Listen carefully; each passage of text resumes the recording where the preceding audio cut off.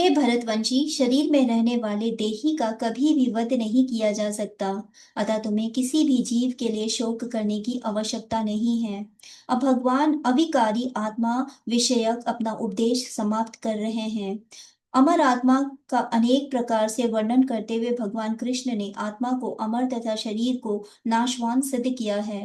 अतः क्षत्रिय होने के नाते अर्जुन को इस भय से कि युद्ध में उसके पितामह भीष्म तथा गुरु द्रोण मर जाएंगे, अपने कर्तव्य से विमुख नहीं होना चाहिए। कृष्ण को प्रमाण मानकर भौतिक देह से भिन्न आत्मा का पृथक अस्तित्व स्वीकार करना ही होगा। यह नहीं कि आत्मा जैसी कोई वस्तु नहीं है। यह जीवन के लक्षण रसायनों की अंत क्रिया के फलस्वरूप एक विशेष अवस्था में प्रकट होते हैं। यद्यपि आत्मा अमर है, किंतु इसमें हिंसा को प्रोत्साहित नहीं किया जाता। फिर भी युद्ध के समय हिंसा को निषेध नहीं किया जाता, क्योंकि तब इसकी आवश्यकता रहती है। ऐसी आवश्यकता को भगवान की आज्ञा के आधार पर उचित ठहराया जा सकता है, स्वेच्छा से नहीं। क्षत्रिय होने के नाते अपने विशिष्ट धर्म का विचार करते हुए तुम्हें जानना चाहिए कि धर्म के लिए युद्ध करने से बढ़कर तुम्हारे लिए अन्य कोई कार्य नहीं है। अतः तुम्हें संकोच करने की आवश्यकता नहीं है। सामाजिक व्यवस्था के चार वर्णों में द्वित्व वर्ण उत्तम शासन के लिए है और क्षत्रिय कहलाता है। क्षत्र का अर्थ है चोट खाया हुआ। जो क्षति की से रक्षा करे वह क्षत्रिय कहलाता है। त्रयते रक्षा प्रदान करना। क्षत्रिय को वन में अखेट करने का परीक्षण दिया जाता है। क्षत्रिय जंगल में जाकर शेर को ललकारता है और उससे आमने सामने अपनी तलवार से लड़ता है। शेर की मृत्यु होने पर उसकी राजसी ढंग से अंत्येष्टि की जाती है। आज भी जयपुर रियासत के क्षत्रिय राजा इस प्रथा का पालन करते हैं। क्षत्रियों को विशेष रूप से ललकारने तथा मारने की शिक्षा दी जाती है, क्योंकि कभी कभी धार्मिक अहिंसा अनिवार्य होती है। इसलिए क्षत्रियों को सीधे संन्यास आश्रम ग्रहण करने का विधान नहीं है। राजनीति में अहिंसा कूटनीति चाल हो सकती है, किंतु यह कभी भी कारण या सिद्धांत नहीं रही। श्रमिक संहिताओं में उल्लेख मिलता है, युद्ध में विरोध युद्ध में विरोधी ईर्ष्यालु राजा से संघर्ष करते हुए मरने वाले राजा या क्षत्रिय को मृत्यु के अनंतर वे ही उच्च लोक प्राप्त होते हैं, जिनकी प्राप्ति यज्ञ में मारे गए पशुओं को होती है। अतः धर्म के लिए युद्ध भूमि में वध करना तथा यज्ञिक अग्नि के लिए पशुओं का वध करना हिंसक कार्य नहीं माना जाता, क्योंकि इसमें निहित धर्म के कारण प्रत्येक व्यक्ति को लाभ पहुंचता है और यज्ञ में बलि दिए गए पशु को एक स्वरूप से दूसरे में बिना विकास प्रक्रिया के ही तुरंत मनुष्य का शरीर प्राप्त हो जाता है। इस दृष्टि से युद्ध भूमि में मारे गए क्षत्रिय यज्ञ संपन्न करने वाले ब्राह्मणों को प्राप्त होने वाले स्वर्ग लोक में जाते हैं। स्वधर्म दो प्रकार का होता है। जब तक मनुष्य मुक्त नहीं हो जाता, तब तक मुक्ति प्राप्त करने के लिए धर्म अनुसार शरीर विशेष के कर्तव्य करने होते हैं। जब वह मुक्त हो जाता है तो उसका विशेष कर्तव्य या सर्वधर्म आध्यात्मिक हो जाता है और देह आत्मा बुद्धि में नहीं रहता। जब तक देह आत्मा बुद्धि है, तब तक ब्राह्मणों तथा क्षत्रियों के लिए स्वधर्म पालन अनिवार्य होता है।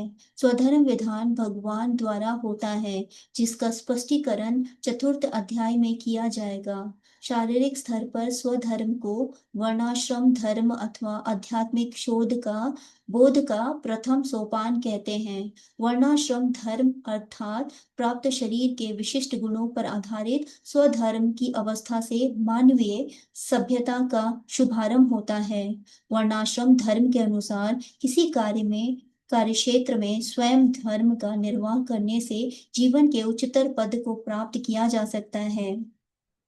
हे पार्थ, वे क्षत्रिय सुखी हैं जिन्होंने युद्ध के अवसर अपने आप प्राप्त होते हैं और जिससे उनके लिए स्वर्ग लोक के द्वार खुल जाते हैं। विश्व के परम गुरु कृष्ण भगवान कृष्ण अर्जुन की इस प्रवृत्ति की भर्त्सना करते हैं, जब वह कहता है कि उसे युद्ध में कुछ भी तो लाभ नहीं दिख रहा, इससे नरक में शाश्वत वास करना होगा। अर्जुन द्वारा ऐसे वक्तव्य केवल के अज्ञानता थे। वह अपने स्वधर्म के आचरण में अहिंसक बनना चाह रहा था, किंतु एक क्षत्रिय के लिए युद्ध भूमि में स्थित होकर इस प्रकार अहिंसक बनना मूर्खों का दर्शन है।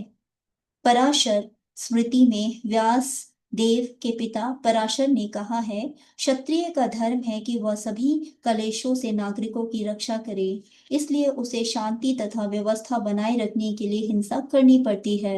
अतः उसे शत्रु राजाओं के सैनिकों को जीत कर धर्म पूर्वक संसार पर राज्य करना चाहिए।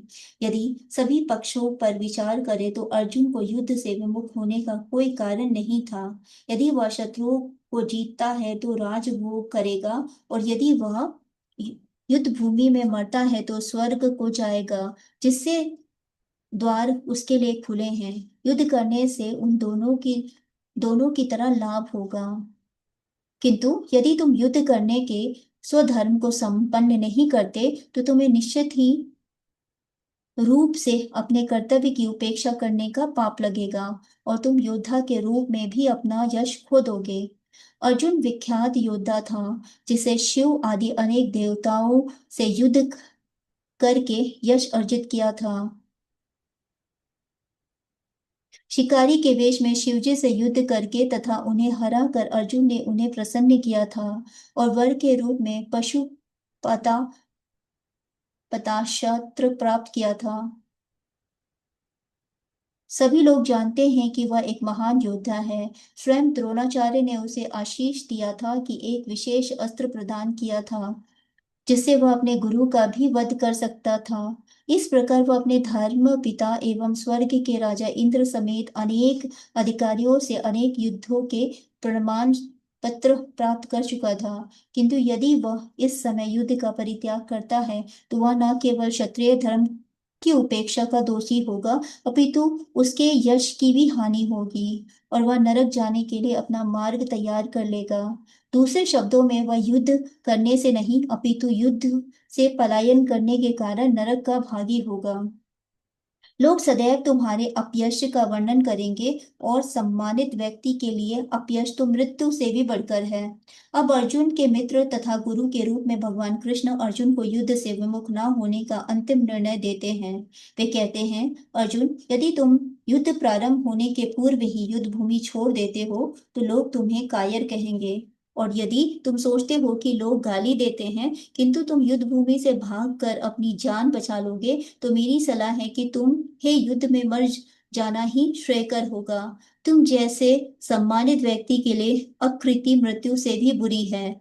अतः तुम्हें प्राण भय से भागना नहीं चाहिए, युद्ध में मर जाना ही श्रेयकर होगा। इससे तुम मेरी मित्रता का दुरुपयोग करने तथा समाज में अपनी प्रतिष्ठा खोने के अपयश से बच जाओगे।